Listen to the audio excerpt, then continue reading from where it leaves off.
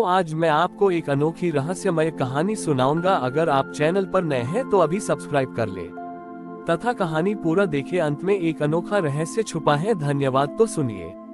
एक युग की बात है। स्वर्ग में एक महान विद्वान थे जिनका नाम था दृष्टिकोण।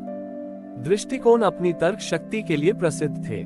वे मानते थे कि संसार में जो भी सत्य है उसे इंद्रियों से देखा, तर्क से सिद्ध किया और शब्दों में परिभाषित किया जा सकता है। वे अनुभव को गौण और परिभाषा को ही अंतिम सत्य मानते थे। उनकी यह धारणा इतनी प्रबल हो गई कि उन्होंने सभी देवताओं और ऋषियों को चुनौती देना शुरू कर दिया। जो सत्य है उसे परिभाषित करो। यदि तुम उसे शब्दों में नहीं बांध सकते तो वह केवल भ्रम है। इस चुनौती से देवलोक में ज्ञान का संकट उत्पन्न हो गया। ज्ञान को परिभाषित करने के प्रयास में उसका वास्तविक सरल स्वरूप खोता जा रहा था। ये समस्या इतनी बढ़ गई कि स्वयं ब्रह्मदेव को इस पर चिंतन करना पड़ा। ब्रह्मा जी इस समस्या को लेकर क्षीर सागर में भगवान विष्णु के पास पहुंचे। ब्रह्मा जी ने कहा, हे जनार्दन, दृष्टिकोण का तर्क सही है। जो परिभाषित नहीं हो सकता उसे मन स्वीकार नहीं कर पाता, परंतु आपका सत्य तो अनंत है। उसे कैसे परिभाषित किया जाए? कैसे उसे सिद्ध किया जाए कि सत्य केवल परिभाषाओं तक सीमित नहीं है? भगवान विष्णु ने कहा, पितामह, सत्य को शब्दों में नहीं बल्कि अनुभव में सिद्ध करना पड़ता है। मैं उन्हें दिखाता हूँ कि उनकी तर्क की सीमा कहाँ समाप्त होती है और भक्ति कहाँ से शुरू होती है। प्रभु ने इस बार एक साधारण युवा बांसुरी वादक का रूप धारण किया जिसका नाम था नाद। नाद एक छोटे से गांव में रहता था और उसकी बांसुरी का संगीत अत्यंत मधुर और अलौकिक था। नगर में दृष्टिकोण ने एक विशाल सभा का आयोजन किया। उनका उद्देश्य था कि वे बांसुरी के संगीत को गणित, तरंगों और भौतिकी के नियमों से पूरी तरह परिभाषित करेंगे ताकि संगीत का रहस्य समाप्त हो जाए। जब नाद विष्णु ने अपनी बांसुरी बजाना शुरू किया तो दृष्टिकोण ने अपनी सभी वैज्ञानिक गणनाएं और तर्क शुरू कर दिए। उन्होंने तुरंत सिद्ध किया, ये स्वर 440 टेक्स्ट हर्ट्ज की आवृत्ति पर है, ये लय 4/4 समय पर है और यह ध्वनि वायु के कंपन का परिणाम है। परंतु जैसे जैसे नाद ने बांसुरी बजाए, संगीत गहरा होता गया।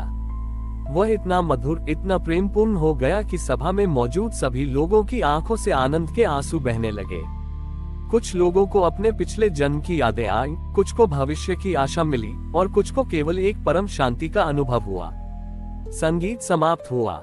दृष्टिकोण खड़े हुए। उनके हाथ में गणना की पोथियां थी। उन्होंने विजय के भाव से कहा, मैंने सिद्ध कर दिया। ये संगीत गणित है, ये भौतिकी है, इसमें कोई रहस्य नहीं है। तभी नाद ने शांत स्वर में दृष्टिकोण से पूछा, हे विद्वान, आपने सिद्ध किया कि यह स्वर 440 टेक्स्ट हर्ट्ज पर था। ये सही है, परंतु नाद ने आगे पूछा, क्या आप परिभाषित कर सकते हैं कि 440 हर्ट्ज की इस ध्वनि ने आपके भीतर किस प्रेम को जगाया? क्या आप परिभाषित कर सकते हैं कि वायु के कंपन ने इस वृद्ध माता की आंखों में जो शांति का आंसू लाया उसका गणित क्या है? क्या आप उस याद का कारण बता सकते हैं जो इस शिष्य को पिछले जन्म की आई? आपका तर्क केवल ध्वनि तक पहुंच पाया, पर वह भावना तक नहीं पहुंच पाया जिसे ये ध्वनि पैदा करती है। क्योंकि प्रेम, आनंद और शांति ये तर्क के विषय नहीं बल्कि अनुभव के विषय हैं। दृष्टिकोण अपनी गणनाओं की पोथियों को देखते रहे। उनका ज्ञान स्वर को माप सकता था पर भाव को नहीं। उनका तर्क शब्द बना सकता था पर अर्थ नहीं दे सकता था। उनका अहंकार टूट गया। नाद ने अंतिम सत्य कहा, मेरा बांसुरी वादन केवल एक साधन था। मैंने तुम्हें सिखाया कि सत्य को परिभाषित नहीं किया जा सकता, उसे केवल अनुभव किया जा सकता है। तुम्हारा तर्क जहां समाप्त होता है, मेरा सत्य वहीं से शुरू होता है। ये ज्ञान पाकर दृष्टिकोण ने अपनी तर्क की पोथियां त्याग दी और अपने बचे हुए जीवन को ज्ञान को परिभाषित करने में नहीं बल्कि उसे प्रेम और भक्ति के साथ अनुभव करने में लगाया।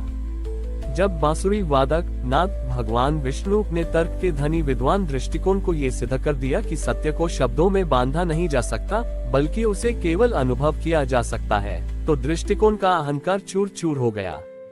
सभा में उपस्थित सभी देवगण और ऋषिगण इस गूढ़ सत्य को समझकर शांत हो गए। दृष्टिकोण ने अपने तर्क की पोथियां एक ओर रख दी और नम्रता से प्रभु के चरणों में गिर पड़े। उन्होंने कहा, हे जगन्नाथ, आपने मुझे ज्ञान दिया कि मैं अपनी धारणाओं की सीमाओं में जी रहा था।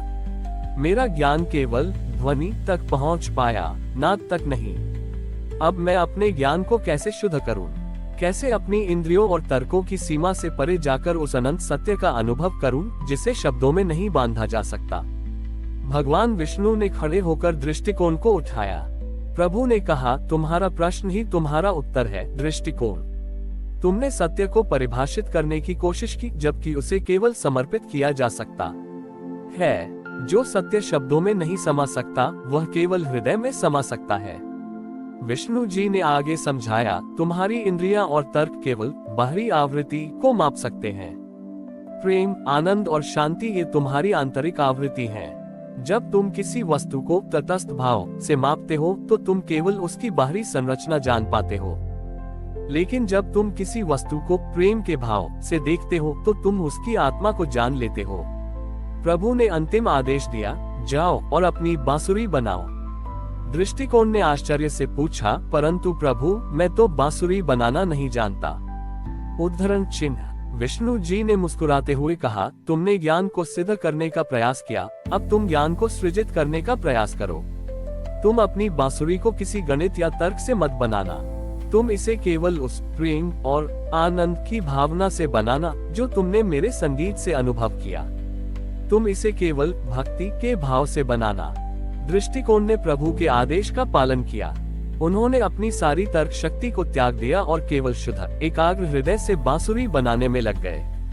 लकड़ी को काटते समय, घिसते समय और उसमें छेद करते समय उनके मन में केवल वह अनंत प्रेम और असीम शांति थी जो उन्होंने नाद के संगीत में अनुभव की थी।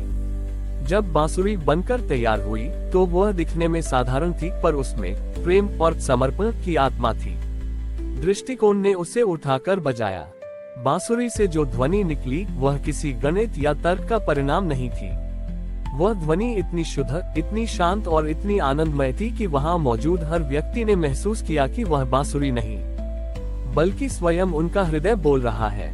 विष्णु जी ने कहा, देखो दृष्टिकोण, तुमने जो बांसुरी बनाई वह तुम्हारे अनुभव का परिणाम थी, तुम्हारे तर्क का नहीं। तुमने अंततः जान लिया कि सबसे बड़ा सत्य वह नहीं है जिसे शब्दों में बांधा जाए, बल्कि वह है जिसे प्रेम से सृजित किया जाए। तुम्हारा ज्ञान आप बोझ नहीं, बल्कि भक्ति का एक सुंदर माध्यम बन गया है। इस प्रकार भगवान विष्णु ने ये स्थापित किया कि मानव मन की सबसे बड़ी सीमा उसकी परिभाषाओं पर निर्भरता है। परम सत्य का अनुभव केवल तब संभव है जब तर्क का अहंकार टूट जाए और ज्ञान, प्रेम और निस्वार्थ भक्ति के साथ एकाकार हो जाए। भक्ति ही वह माध्यम है जो हमें शब्दों की सीमा से परे अनुभव के अनंत तक ले जाती है। हमारी और भी आध्यात्मिक एवं अनोखी कहानियां देखने के लिए हमारे चैनल पर जाएं तथा धार्मिक एवं पौराणिक अनोखी कहानियां हमारे चैनल पर है। कृपया जाके देखें तथा हमारे चैनल को सब्सक्राइब करके रखें और वीडियो लाइक जरूर करें। धन्यवाद।